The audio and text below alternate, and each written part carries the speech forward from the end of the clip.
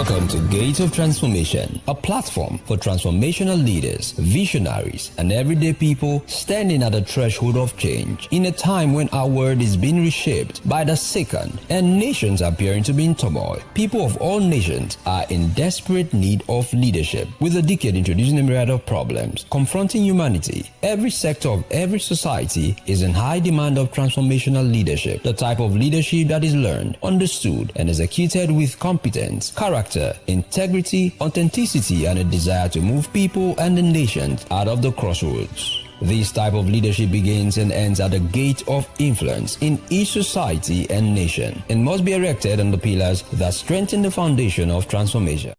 Welcome to another broadcast coming to you from the Gates of Transformation channel.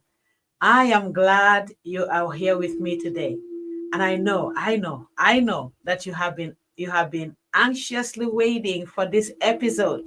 I hope you watched the last one, and if you missed it, please visit the channel to catch up. In the meantime, I just want you to do me a favor. Please support this channel following 3 simple steps. Hit the subscribe button and don't forget to turn on the notification bell. And also like and comment on this video and all other videos in the channel so you can help us to increase our visibility and our reach.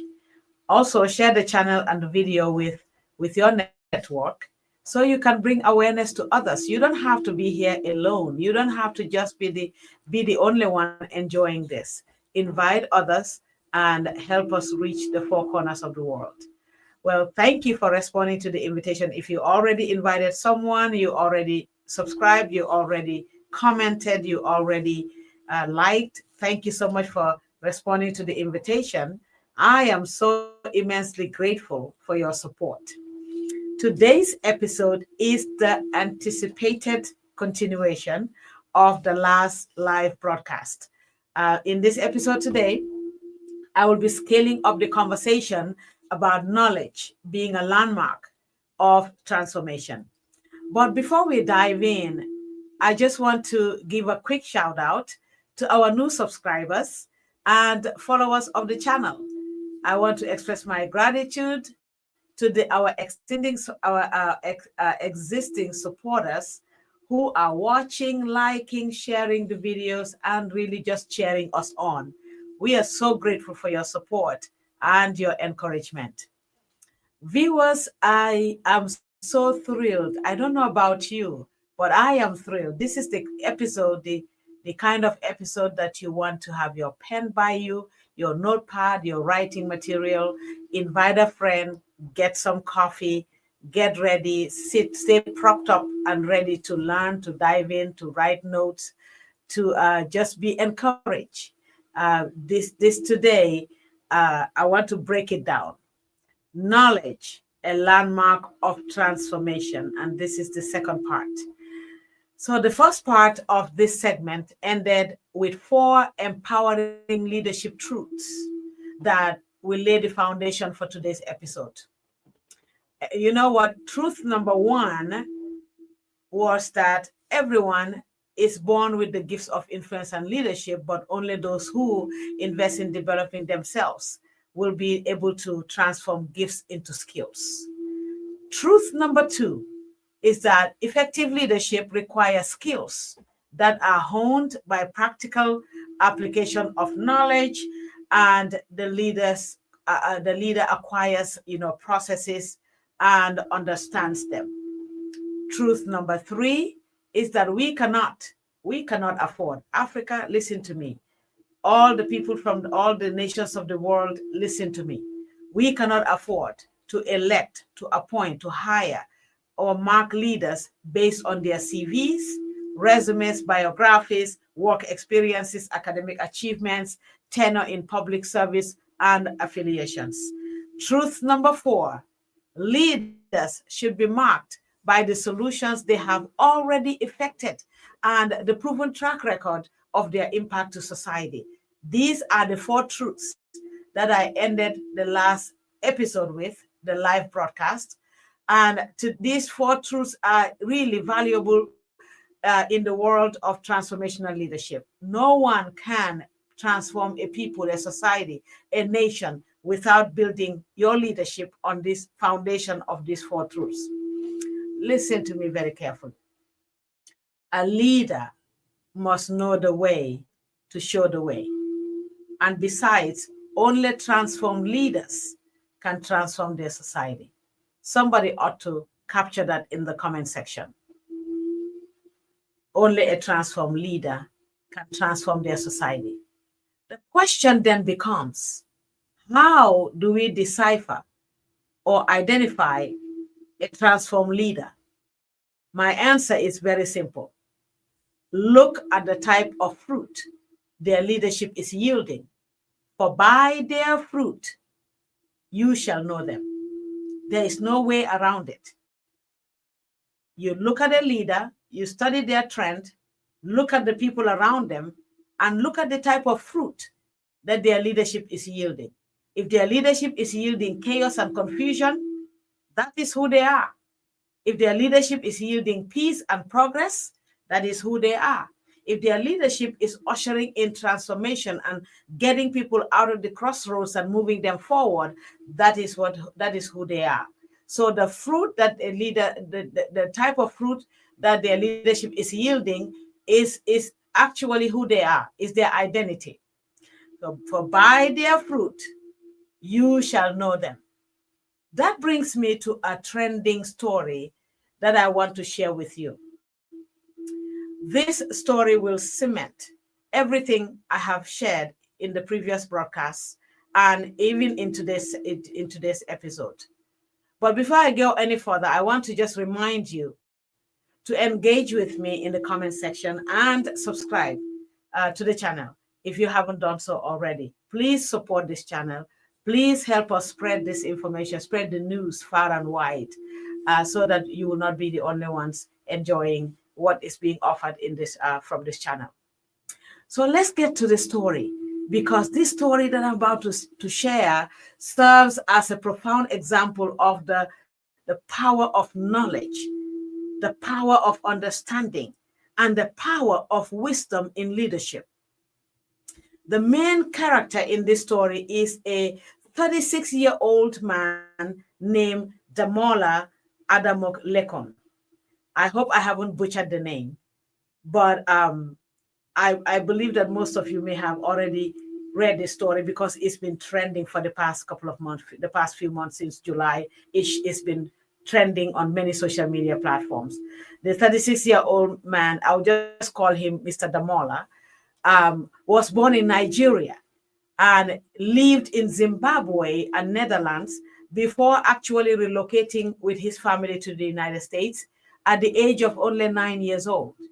He received his education at Brown University and Harvard School of Business, which are both renowned Ivy League schools in the USA. In 2008, he had the opportunity to intern at Goldman Sachs before landing his first job with P.F. Chang's as the first Black CEO in the history of the restaurant chain. That is worth noting. Now, the best part of the story, though, is not his accolades and academic accomplishments or even his career accomplishments. The best part of the story is that in May of last year, Red Lobster, which is another major restaurant chain in the US, filed bankruptcy with over $1 million in debt, and which also resulted to them closing many locations. Mr. Damola was called upon to come to their rescue because they have seen his track record of what he did at P.F. Chang's. It was very evident that he is a transformational leader. So they called upon him to come to their rescue. Amazingly, within only 4 months of hiring him, the company came out of bankruptcy and had experienced a fresh start.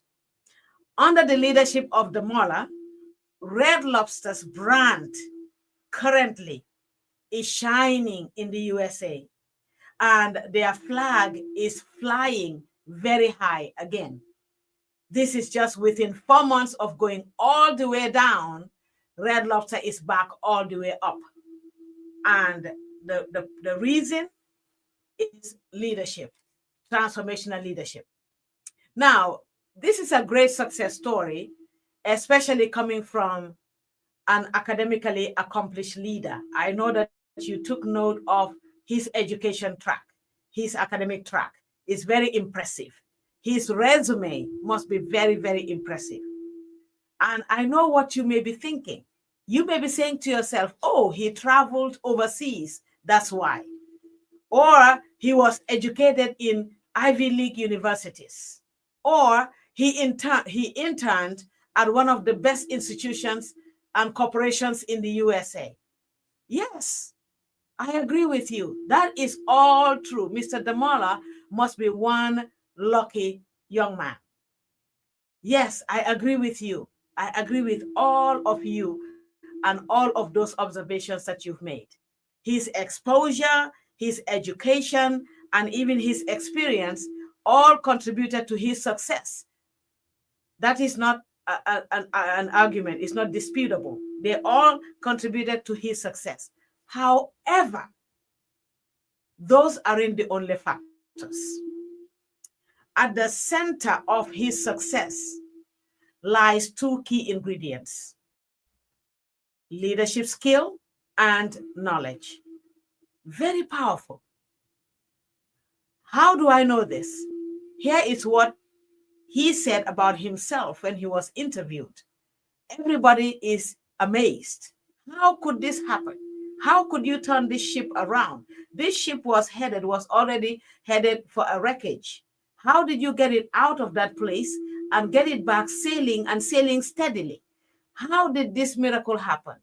Everybody wanted to know. So this is what other people, not even him, what he said, I'll share later. But this is what other people who have been around him, who have experienced his leadership, who have witnessed him lead people towards transformation, who have seen him go into all the places that he's been to, whether it was interning at Goldman Sachs or whether it was working at P.F. Chang as the first Black CEO ever in the history of the restaurant chain. People have been around him. And this is what one statement someone made caught my attention. The person said, Damola is known for his leadership style, which balances respecting brand legacy with implementing strategic changes. Wow. I want you to listen. Mr. Damola was blessed with the gifts of solid education. There is no dispute. He was blessed with exposure and even experience. But the truth is that he acquired knowledge. Not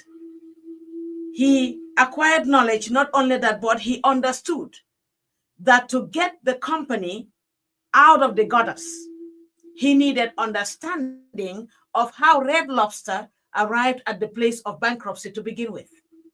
If you don't have skills and leadership ability to get to the source of the matter, you'll never be able to resolve it. So he had knowledge. He had that understanding to go to the root, to go to the source. Once understanding was established, he was able to attract the revelation that wisdom brings to create strategies to get them out of the situation. These are the solutions that he executed. There are 4 things Damola did that are very critical for transformational in the space of transformational leadership. These 4 steps are very critical. First, he improved the food quality. He went in there and he realized something got to change. And what needed to change for Red Lobster was the food quality needed to be improved. Second, he trained the staff to deliver high-end customer service because he understood that we need to upscale the organization and change the brand image. Next, he improved the appearance and posture of the restaurants. Everything, there was changes were being made. Then finally, he executed impactful leadership. So with improving the food quality, training the staff to deliver high-end customer service, improving the appearance and posture of the restaurants, and executing impactful leadership. He was able to get the ship out of wreckage and get it back on the waters and sailing. I want you to hear what Damola said about himself. He said, there are people who are born and raised to do this, and they are taught at a very young age. I didn't come from that world. I was teaching myself in high school and college. Let me interpret what he said. I need to quickly interpret it to you. He's saying that he wasn't born with a silver spoon in his mouth. Yes, he attended Ivy Leagues and colleges, but didn't just stop at acquiring intellectual knowledge. Then he said that he literally is saying that he practiced leadership. To be this kind of leader, he said, are things that are taught to people. And for some people, it's when they're young. He wasn't privileged to learn all these skills when he was young. But when he was in high school and college, he focused on acquiring skills and acquiring knowledge in leadership. He practiced leadership. He gained understanding. And now he has wisdom. Because from the last episode, I shared that when we acquire knowledge and the knowledge is understood, digested and understood, then now, and we are able to apply the knowledge, which we have seen in his track record, that he applied the knowledge at Goldman Sachs, and he also applied the knowledge at PF Checks. So when you acquire knowledge, the knowledge is understood, and the knowledge is applied, then now that person becomes a candidate to attract wisdom. That's what happened to him here. He learned, he understood, he practiced, and then he gained wisdom. So let me get this out of my chest, because I really need to say some things. Let me get this out of my chest. Knowledge is a landmark. And when it is not given its rightful place in society, it can lead to captivity. The type of captivity that is masterminded by ignorance. When knowledge is not given its place in society, when the educational system is not robust, we are not offering quality education for people to acquire quality knowledge. When knowledge doesn't have its rightful place, it can lead to captivity of the mind. And this captivity is masterminded by ignorance. Ignorance then is an economy. Somebody ought to type that in the comment section. Ignorance is an economy. Yes. When people are not knowledgeable, somebody somewhere is yielding the dividends of their ignorance. It is a huge economy. That is why some people will always want to keep other people in ignorance, because it is an economy. If people are not ignorant, then we will not be able to collect more funding and all of that money to come up with more programs. So ignorance is an economy. Ignorance is very expensive. It is an economy, because the one who is knowledgeable will not only lead you, but also yield dividends from your mental captivity. This is why we need to pursue knowledge. We are taught to believe that information is power. And that is very true. But there is another important dynamic that we need to get to. And that is when information isn't only consumed, but it is learned, it is understood, and it is applied. It brings freedom and liberty. That is the power. So when they say information is power, it is not just acquiring information that gives you power, but it is acquiring the information, understanding it, applying it. It is all of those three steps that gives you the ultimate step, which is freedom and liberty, the power to be free. I want to in this episode, in this moment right now, I want to just take a moment to speak to the people in the continent of Africa, especially those nations that went through colonialism. I want you to hear me and hear me very well.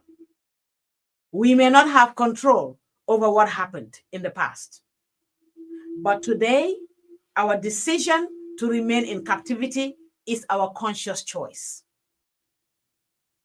We need to revisit.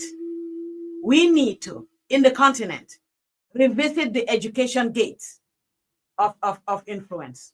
That gate of influence, the education gate of influence, need to be revisited in our nations, because through the curricula, through the training that's being offered or delivered, through the funded development programs that are designed for us already, we continue to be discipled into mental bankruptcy. Because I will say that later, but I will just say it now. When we depend on foreign solution to solve local problems, we will always be in captivity. But I don't want to jump ahead of myself. We need to stop. Another thing that the continent needs right now, needs to eradicate, is playing the victim. Because the truth is this: no one can be exploited unless they are first blinded.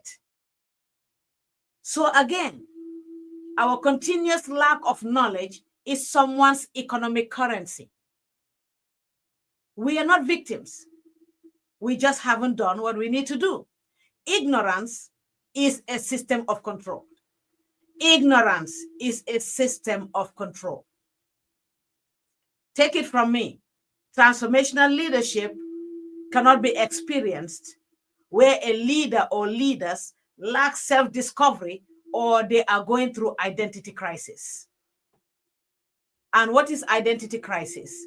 Is when the leader doesn't understand the place and the power of knowledge. Is when the leader allows themselves to be led instead of acquiring enough knowledge and being knowledgeable enough to make decisions, to decide what happens in their nations, but rather they are allowing others to disciple them. And when the leader is discipled, the entire nation goes into mental bankruptcy. That is just the reality. As a recap, I just want to say this, some few things that I highlighted in this session, in this episode today, that are very critical and very key. Ignorance is an economy. Ignorance is a system of control, because the one that keeps you in ignorance will always control you. Another thing is we need to stop playing victim and grab the horns of Africa, grab the horns of our nation, grab the horns of our continent, and be responsible to update and upgrade our education, our educational system, our education gate, take it seriously, improve the curricula, and start crafting local solutions to solve local problems. That's what education, that is why knowledge is power.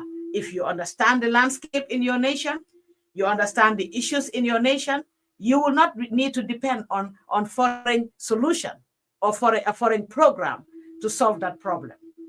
I hope that you are liking, you are commenting, you are sharing. I hope that you are inviting somebody. I hope that you are enjoying this episode that is so long awaited. But let me close on a lighter note. I know some of you right now, your chest is heavy. You're like, wow, this is a lot coming at the same time. It's heavy.